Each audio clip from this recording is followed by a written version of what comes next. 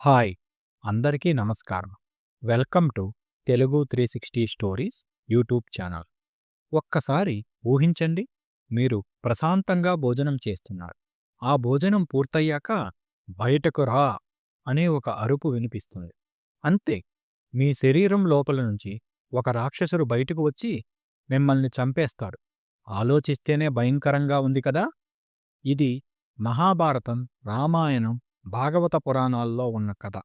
ఈరోజు మనం బ్రాహ్మణులను వేటాడిన ఇల్వల వాతాపిల కథ మరియు వాళ్ళ అహంకారాన్ని ఎలా అగస్త్య మహర్షి భస్మం చేశాడో తెలుసుకోబోతున్నాం. పాండవులు అరణ్యవాసంలో ఉన్న సమయంలో ధర్మరాజు లోమస మహర్షిని ఒక ప్రశ్న అడిగాడు. ఈ లోకంలో అత్యంత భయంకరమైన దైత్యులు ఎవరు అని. అప్పుడు లోమస మహర్షి ఒక విలక్షణమైన కథ చెబుతారు. ఆ కథే ఇల్వల వాతాపి కథ. ఈ ఇద్దరు సాధారణ రాక్షసులు కాదు. వాళ్ళు మాయలో, మోసంలో అగ్రగణ్యులు. ఇల్వల మరియు వాతాపి నిజంగా ఎవరు? వాళ్ళ గురించి మనం తెలుసుకుందాం. మన అందరికీ తెలిసిందే, కశ్యప మహర్షికి అదితి, దితి అనే ఇద్దరు భార్యలు ఉన్నారు. అదితి నుంచి జన్మించిన వారు దేవతలు. దితి నుంచి జన్మించిన వారు దైత్యులు లేదా అసురులు. అంటే ఒకే తండ్రి, కాని రెండు విరుద్ధ శక్తులు. ఇల్వల వాతాపి దితి వంశానికి చెందినవారు. అంటే వాళ్ళు సహజంగానే దేవతలకు వ్యతిరేకంగా నిలిచే వర్గానికి చెందినవారు.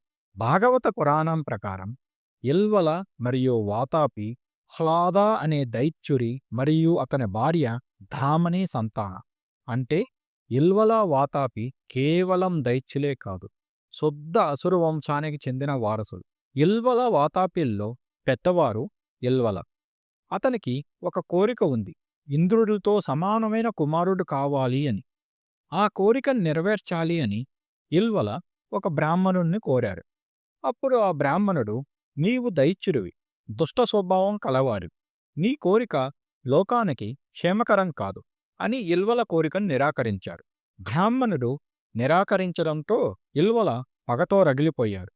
అతడు తన సోదరుడైన వాతాపిని మేకగా మార్చి ఆ మాంసాన్ని వడ్డించి బ్రాహ్మణుడికి ఆహారంగా సమర్పించాడు. బ్రాహ్మణుడు భోజనం పూర్తి చేసిన తర్వాత, వాతాపి బయటకురా అని ఇల్వల గట్టిగా అరిచాడు. వాతాపి బ్రాహ్మణుడి శరీరం చీల్చి బయటికి వచ్చాడు. దీనితో బ్రాహ్మణుడు మరణించాడు. ఇల్వల ఈ విధంగా పలు బ్రాహ్మణులను హతమార్చాడు. ఒకరోజు అడవిలో వీరు అగస్త్య మహర్షిని చూశారు. మరోసారి తమ పథకం కొనసాగించాలని అనుకున్నారు. ఇద్దరూ మారువేషంలోకి మారారు. అగస్త్య మహర్షిని తమ ఇంటికి భోజనానికి ఆహ్వానించారు. పథకం ప్రకారం వాతాపి మేకగా మారారు. ఇల్వల ఆ మాంసాన్ని వండి అగస్త్య మహర్షికి భోజనంగా పెట్టాడు. అగస్త్యుడు భోజనం చేసి వాతాపి జీర్ణం జీర్ణం అని పలికాడు. ఇంతలో ఇల్వల గట్టిగా వాతాపి బయటికిరా అని అరిచాడు. కాని వాతాపి రాలేదు. ఇల్వల నిర్ఘాంతపోయాడు. అప్పుడు అగస్త్య మహర్షి శాంతంగా, నీ తమ్ముడు ఇప్పటికే జీర్ణమయ్యాడు, మరణించాడు అని చెబుతారు. వాతాపి మరణించిన తర్వాత ఇల్వల అగస్త్య మహర్షి యొక్క అద్భుతమైన శక్తి ముందు తన పథకం పూర్తిగా విఫలమవడంతో భయంతో వణుకుతూ నిలబడ్డాడు. అతనికి తొలిసారిగా తన మాయాశక్తి పూర్తిగా బలహీనమైన అనుభవం ఎదురయ్యింది. అగస్త్య మహర్షి తన యోగశక్తితో అద్భుతమైన జ్వాలను సృష్టించారు. ఆ జ్వాలల్లో ఇల్వలను బూడిద చేశారు. ఇల్వల మరియు వాతాపి దుర్మార్గపు వ్యూహాలు అగస్త్య మహర్షి చేతిలో అంతమయ్యాయి. ఇక్కడితో కథ ముగియలేదు. ఇల్వలకు ఒక కుమారుడు కలడు. అతని పేరు బల్వల. బల్వల తన తండ్రి నుండి తీసుకున్న చెడు లక్షణాలను కొనసాగిస్తూ ఒక బలిష్టమైన రాక్షసుడుగా అవతరించాడు. బల్వల తన శక్తితో నైమిసారణ్యంలోని సాధువులు చేసే యజ్ఞాలని పాడు చేసేవాడు. ఆ యజ్ఞాల్లో దుర్గంధభరితమైన మలమూత్రాదులు, రక్తం, మచ్చ వంటివి వేసేవాడు. దీనితో ఋషులు భగవంతుడైన బలరామదేవుణ్ణి వేడుకున్నారు. బల్వల బారి నుంచి మమ్మల్ని కాపాడండి, యజ్ఞానికి రక్షకుడుగా రండి అని ప్రార్థించారు. అప్పుడు బలరాముడు యజ్ఞరక్షకుడుగా నైమిసారణ్యానికి విచ్చేశారు. బలరాముడు తన హలాయుధంతో బలవలను చంపేస్తాడు.